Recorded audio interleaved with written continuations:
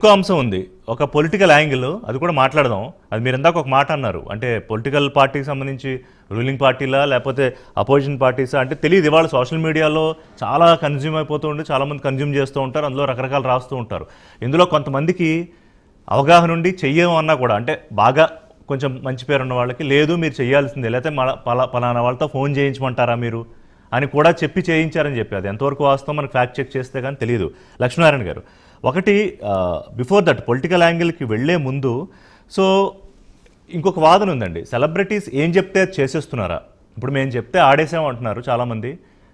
బాధపడుతున్న వాళ్ళ గురించి నిజంగానే ఒక ప్రాణాన్ని ఇవాళ శ్యామల గారు మాట్లాడుతూ ప్రాణాలని అసలు రీప్లేస్ చేయలేము, అది చాలా ఇబ్బంది, కానీ ఏదో అప్పుడు మాకు తెలియదు చేసేసామని అలాగే అందరూ చెప్తూ ఉన్నారు.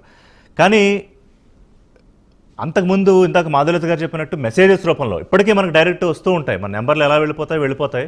పలానా గేమ్ ఆడండి, పలానా రమ్మీ ఆడండి, పలానా ఆన్లైన్ ఏదో ఆడండి అని చెప్పి మెసేజెస్ వస్తాయి. లేకపోతే పాపప్స్ వస్తూ ఉంటాయి, ఆన్లైన్ పాపప్స్. సో అవి వాటితో పాటు ఇది యాడ్ ఆన్ ఏది సెలబ్రిటీస్తో ప్రమోషన్ అనేది. మరి ఇప్పుడు ఎవరెవరి మీద కేసులు పెట్టాలి? ఇప్పుడు ఈ ట్రాయ్ ఓకే చేయకుండా మెసేజెస్ వస్తాయా, లేకపోతే పలానా ప్రొవైడర్ యాక్సెప్ట్ చేయకుండా మెసేజెస్ వస్తాయా అన్న దగ్గర నుంచి చర్చ మొదలవుతోంది. సో సెలబ్రిటీస్ దగ్గర మొదలు పెడితే ఇది ఎక్కడి వరకు వెళ్తోంది? కమ్యూనికేషన్స్ డిపార్ట్మెంట్ వరకు వెళ్తోంది లక్ష్మీనారాయణ గారు. ఎందుకంటే రోజు సుమారుగా మీకు 10-15 ఫోన్ కాల్స్ వస్తాయి. మీ క్రెడిట్ కార్డు కావాలా, ఇన్సూరెన్స్ కావాలా, ఇలాంటివన్నీ కూడా చాలా మంది ఫోన్ చేస్తుంటారు. అంటే మన డేటా ఏదైతే ఉందో దాన్ని రకరకాల మాధ్యమాల్లో డేటా కొనుక్కుంటారు చాలా మంది. కొనుక్కుని ఈ విధంగా మనల్ని ప్రలోభానికి గురి చేయడానికి ప్రయత్నిస్తారు.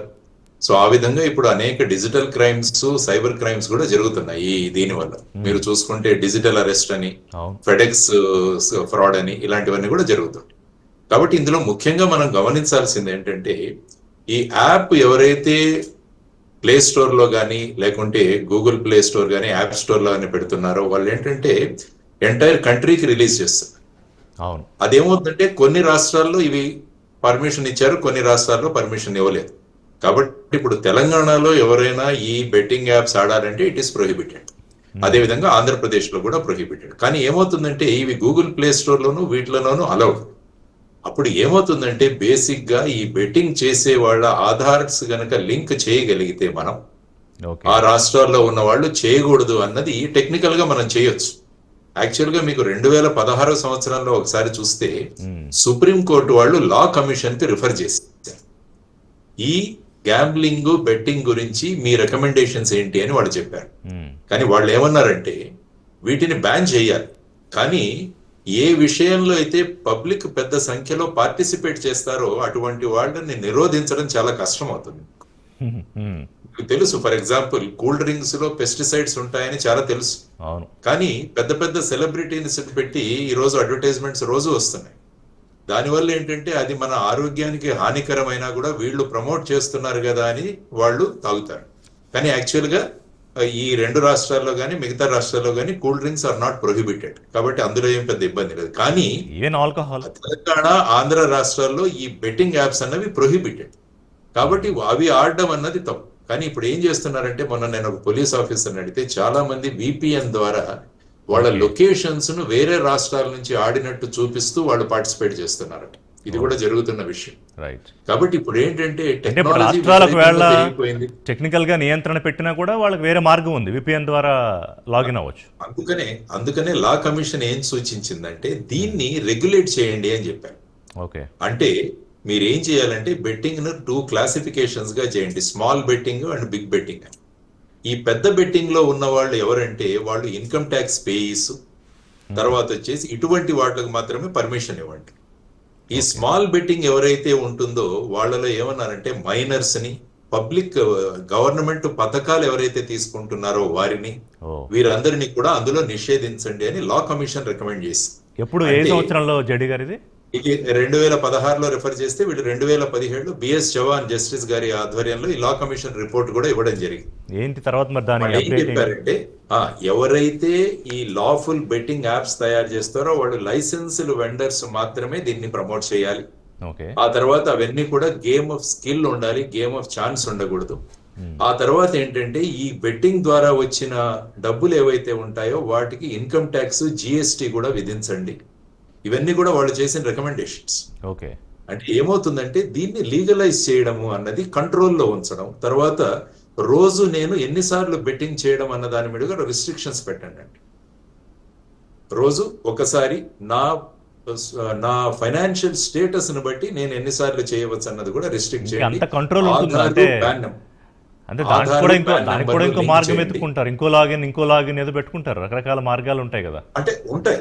అంటే అట్లీస్ట్ ఇప్పుడు చూడండి, మరి for example voter identity card తర్వాత ఆధార్ కార్డు లింక్ లింక్ చేయాలని చెప్పేసి ఎలక్షన్ కమిషన్ నిర్ణయించింది. అంటే ఆ విధంగా జరిగే అవకతవకలు ఏవైతే ఉన్నాయో వాటిని నిరోధించవచ్చు. సరే, ఎంతో కొంత ఎక్కడొక్కడ రెగ్యులేట్ చేయొచ్చు అని.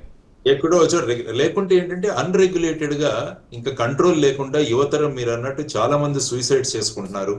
ఇదొక అడిక్షన్ లాగా తయారైంది, దానివల్ల ప్రమాదకరం. కాబట్టి ఎప్పుడైనా ఈ ప్రమాదాన్ని నిరోధించాలంటే లా కమిషన్ వాళ్ళు చెప్పినట్టు ఆ విధంగా ఒక సెంట్రలైజ్డ్ యాక్ట్ ఒకటి తెచ్చి, ఒక మోడల్ యాక్ట్ ఒకటి తెచ్చి అన్ని రాష్ట్రాలు వీటిని ఇంప్లిమెంట్ చేసే విధంగా కూడా అంటే లా చూడాలని కమిషన్ చెప్పేసి సిఫార్సు ఏంటంటే దాదాపు 4 ఏళ్ళు 5 ఏళ్ళు అయిపోయింది, దాదాపు 6 ఏళ్ళు అయిపోయింది కదా.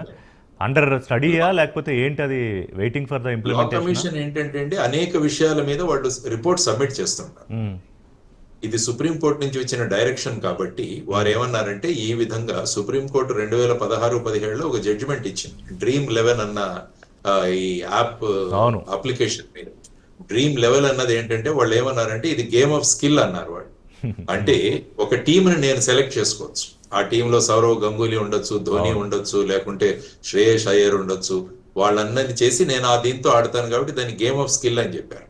సో ఈ విధమైన ఆ సందర్భంగా లా కమిషన్ కూడా వాళ్ళు ఒక డైరెక్షన్ ఇవ్వడం జరిగింది, వాళ్ళు ఈ విధంగా సబ్మిట్ చేయడం జరిగింది. Right. కాబట్టి ఈ విధమైన సంభ్రమంలో ఉన్నారు. ఆ తర్వాత సెలబ్రిటీస్ ప్రమోషన్ అన్నది కూడా మనం చూసాం, మీరు ఆ అంశాన్ని కూడా లేవనెత్తారు.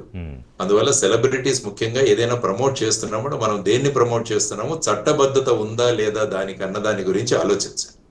ఎందుకంటే మన ఉభయ రాష్ట్రాలలో ఆన్లైన్ బెట్టింగ్ అన్నది ఈ గ్యాంబ్లింగ్ యాక్ట్ 2017-2020 ద్వారా ఇక్కడ బ్యాన్ చేయడం జరిగింది. కాబట్టి ఈ రాష్ట్రాల్లో వాళ్ళు ప్రమోట్ చేయలేరు అన్నది వారికి స్పష్టంగా తెలియాలి. సో ఇది ముఖ్యంగా వాళ్ళు తీసుకోవాల్సిన జాగ్రత్త. సో ఆ జాగ్రత్త తీసుకోలేదు కాబట్టి ఒక బ్రేక్ తీసుకుందాం. మరి ఆ జాగ్రత్త తీసుకోకుండా మాధురత గారు చెప్పినట్టు